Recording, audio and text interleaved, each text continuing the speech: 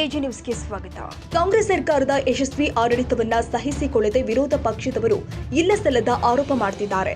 ಅವರೆಲ್ಲ ಟೀಕೆಗಳಿಗೂ ಚಳಿಗಾಲದ ಅಧಿವೇಶನದಲ್ಲಿ ಉತ್ತರಿಸಲು ನಮ್ಮ ಸರ್ಕಾರ ಸಿದ್ಧವಾಗಿದೆ ಎಂದು ಉನ್ನತ ಶಿಕ್ಷಣ ಸಚಿವ ಡಾಕ್ಟರ್ ಎಂಸಿ ಸುಧಾಕರ್ ತಿಳಿಸಿದರು. ಮಂಗಳವಾರ ಬೆಳಗಾವಿಯಲ್ಲಿ ಮಾಧ್ಯಮಗಳೊಂದಿಗೆ ಮಾತನಾಡಿದರು. ವಿಪಕ್ಷಗಳಿಗೆ ಟೀಕೆ ಮಾಡಲು ವಿಷಯಗಳು ಬೇಕು, ಆದ್ದರಿಂದಲೇ ಪದೇ ಪದೇ ನಮ್ಮ ಸರ್ಕಾರ ಉರುಳುತ್ತೆ ಎಂದು ಹೇಳಿಕೆ ಕೊಡುತ್ತಿರುತ್ತಾರೆ ಎಂದು ಹೇಳಿಕೆ ಕೊಟ್ಟಿದ್ದಾರೆ.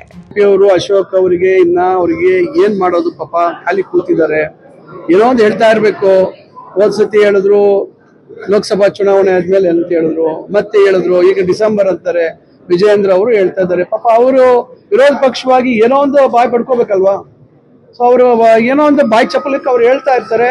ಅದರ ವಸ್ತುಸ್ಥಿತಿ ನಿಮ್ಗೆ ಗೊತ್ತಿದೆ. ಮೊನ್ನೆ 3 ಉಪಚುನಾವಣೆ ಇನ್ನ ನಮಗೆ ಬಲ ಬಂದಿದೆ.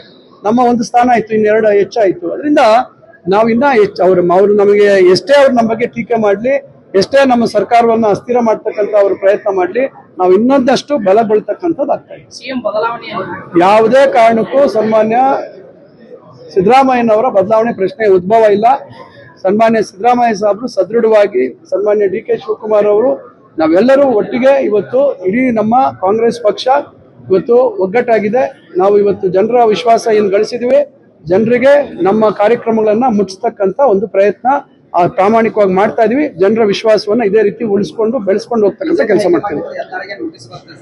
ಈಗ ಬಿಜೆಪಿ ಅವರು ನೋಟಿಸ್ ಕೊಟ್ಟಿದಾರೋ ಇಲ್ವೋ ಅದು ನಮಗೆ ಸಂಬಂಧ ಇಲ್ಲ. ಅದು ಬಿಜೆಪಿ ಅವರ ಆಂತರಿಕ ವಿಚಾರ. ಇವತ್ತು ಅವರ ಪರಿಸ್ಥಿತಿನೇ ಅವರೇ ಮನೆ ಒಂದು 3 ಬಾಗಿಲು ಅಂತಾಗಿದೆ. ಮೊದಲು ವಿಜಯೇಂದ್ರ ಅವರು ಕನ್ನಡಿಗರ ಮೆಚ್ಚಿನ ನಿಮ್ಮ ಎಜೆ 24/7 ನ್ಯೂಸ್ ಕನ್ನಡ ವಾಹಿನಿ ಇದೀಗ ಟಿವಿಯಲ್ಲಿ ಲಭ್ಯ. ವೇಳೆ ನೋಟಿಸ್ ಕೊಟ್ಟಿದ್ರೆ ವಾಪಸ್ ತಗೋತೀವಿ. ಇವತ್ತು ವಕ್ಫ್ ಪ್ರಾಪರ್ಟಿ ಅಂತೇಳಿ ಬರ್ತದೆ ಅಂತ ಹೇಳಿದ್ರೆ ರೈತರು ಬೀದಿಗೆ ಬಂದು ಏನ್ ಮಾಡ್ಬೇಕಾಗತ್ತೆ? ಯಾರು ವೋಟ್ ಹಾಕಲಿಲ್ಲ ಅಂದ್ರೆ ಗ್ಯಾರಂಟಿನೆಲ್ಲ ಸ್ಟಾಪ್ ಮಾಡ್ಬಿಡ್ತೀವಿ.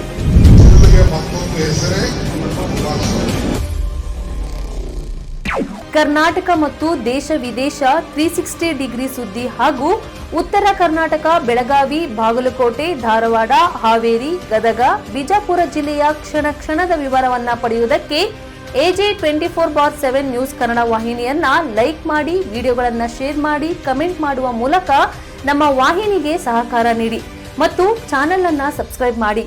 ಧನ್ಯವಾದಗಳು.